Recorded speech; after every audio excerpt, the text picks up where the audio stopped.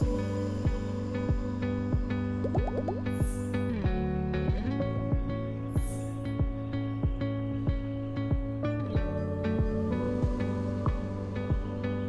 everyone, it's George from Envii. And Rachel. So this is Rachel's first time on the channel, I believe. Rachel joined the team fairly recently. She's a fellow plant connoisseur, so we've got even more gardening knowledge on the Envii team now, which is always exciting. So for this video, we just wanted to give a brief overview of what we got planned for the Envii garden this year. What we're growing, how we're growing it, and hopefully you can get some tips and ideas for your small space garden in 2024. So this is our 2024 garden blueprint. If you've been part of our community for a while, it's probably looked familiar to you. If not, essentially here at Envii HQ, we have our office car park and we've transformed it into a small space garden. I say we, it was mostly Dave. He's a whiz at whipping up raised beds, planters from pallets, and even just using the pallets on their own to make vertical planters like the ones we have on the fence. So this is our 4th year in the garden now, and we've learned lots along the way. We've had lots of ups and downs and learned a lot about what to grow and where to grow it as well. Some things have always stayed the same, so we've always had our strawberries and our salad crops in the veggie pod. People in the office love to come out on the lunch times and just pick away at those and help themselves.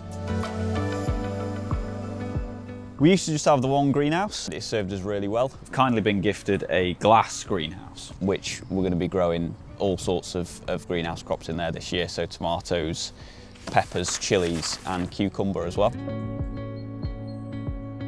We've got a couple of compost heaps, so probably once a month Dave will turn them. So turning the compost from one heap to the other, just to make sure that there's a bit of aeration in there. And then we've just recently started adding veg scraps that we've got from the office and tea bags and that sort of thing into there, and from the caddy every week. And we've got paper that goes in as well, so lots of that from the shredder. So we've also still got Archways. The main one in the bottom area is made from pallet wood, that we've got Clematis climbing up there.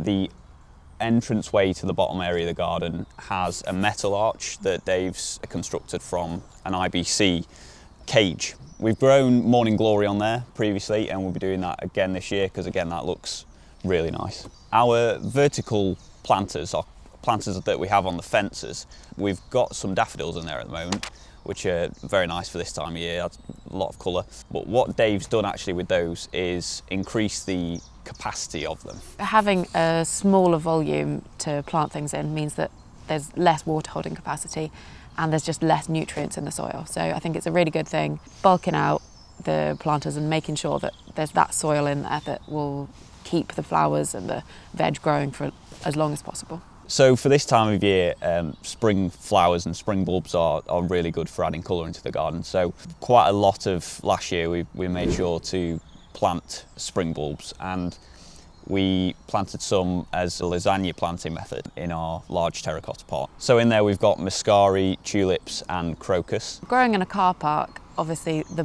best thing that we can do is grow in raised beds because concrete is not a great base for growing plants. The majority of our beds, we have a couple of veggie pods and we've got a couple of veg trugs as well. But the majority of the planters are made from pallet wood. You can generally get hold of pallets from industrial yards, or your local garden centre might be giving away some. Or you just search on Facebook Marketplace for some freebies. Yeah.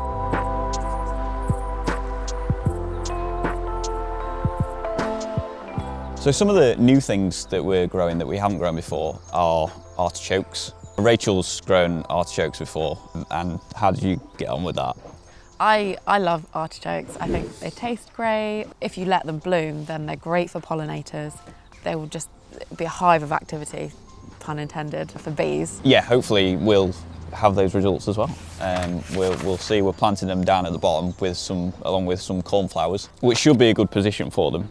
They're huge plants, so probably in their first year they won't get too big. So in one of our raised beds we'll probably put 2, maybe 3 plants in for now, and then eventually we will have to thin them out because they're lovely structural plants, so they add a bit of height, a bit of width, lovely textured leaves, nice flowers, but they get big, so you're gonna probably not want to have too many in one area. We've also got some new varieties of vegetables as well. So we've got the Beth Alpha cucumber, hawk squash, And the sweet corn is an interesting one because we've grown painted mountain corn here before. They looked amazing, but not necessarily for a corn on the cob on a barbecue, for example. So we wanted to grow something that we can eat, and we're now growing this year the Swift sweet corn. I think Swift is quite an early maturing corn. Okay. So if you're grown in the UK, I think growing an early corn is definitely beneficial because you never know what's going to happen with the weather. When you're planning a garden, I think one of the big things, obviously alongside where you want to put your shed, where you want to put your greenhouse, your water butt, all of that, compost bays, that sort of thing, you want to plan where you want to put your perennials as well. So things that will last for many years. So if you have fruit trees perhaps, or like us, we're growing artichokes and they're perennial. But alongside perennials, you've also got biennials and annuals. So it sounds complicated, but it is not. You've got annuals, which last for one season, and you've got biennials, which they will be in like a vegetative stage in their first year, and then they will flower the next year. So if you think something like Sweet Williams, we've got Sweet Williams growing in the veggie pod at the moment. Something like Brussels sprouts. Brussels sprouts are biennial. You'll get the little balls in your first year, but if you left them to go onto their second year, then they would flower in their second year. We've actually sown quite a lot of seeds so far. I think it's really useful to write down all of the seeds that you want to sow for the year and taken from the seed packet exactly when you have to sow them. Yeah.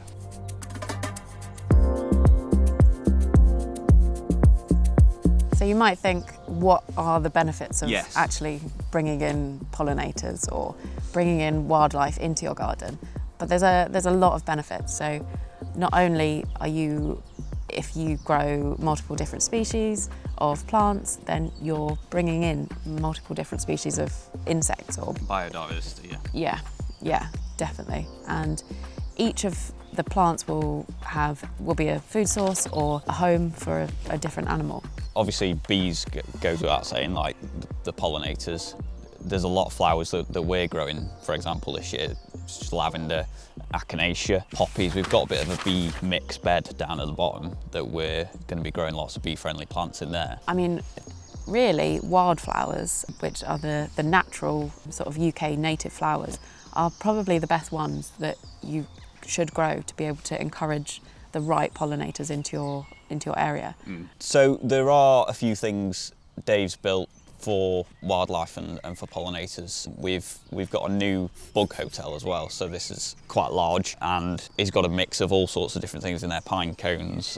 Rolled out bits of corrugated card. Yes. It's all stuff you can get hold of quite easily, and you don't have to go as far as making something that big as well. You know, we've got these small bird feeders, for example. One flower in particular that helps with attracting pollinators early in the year is actually polyanthus, and these are early flowering, so around this sort of time we should start to see some early bees arriving, hopefully. And if you spot any dandelions, try and keep them in your garden just for a few months, just because they will be some of the first sources of food for some insects as well.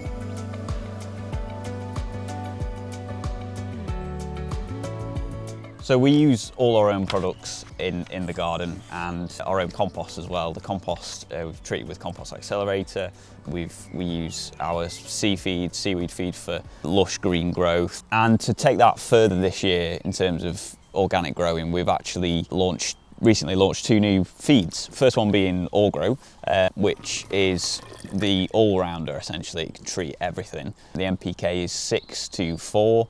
NPK just means nitrogen, phosphorus, potassium. They're the key nutrients plants need. So you might have heard of Seafeed Extra, which is our seaweed feed, and this has been a bestseller for a long time. Seafeed is a brilliant product for lawns, for seedlings, for young plants, but it's just when they get to that next stage, Yes. Once plants mature, they need different nutrients. Yes, and that's where Allgrow came in. The other feed is Maximato. Maximato's NPK is 4 to 6, so higher in potassium than Allgrow. And that's because it was designed more for greenhouse crops. So if you're growing things this year like tomatoes, cucumbers, peppers, aubergines, it's going to really benefit those plants in terms of their flowering and fruiting stage. So yeah, of course, 100% organic, both of them. 15 ml per 5 litres of water every week on Allgrow, 20 ml per 5 litres of water every week on Maximato.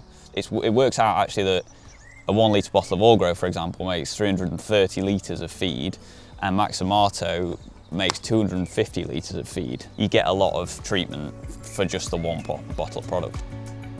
So that's a bit of an introduction to what we have planned for 2024. Let us know what you have planned for your gardens this year in the comments, and if you have any questions or anything like that, do let us know as well. So if you have seen anything that we are planning to grow this year that you want some tips and advice for, we'll be making a lot of videos this year about those things, and Dave will be giving a lot of wisdom and tips how to grow them. So subscribe to make sure you don't miss any videos that we put out throughout the year. And yeah, thanks for watching. Thanks for watching.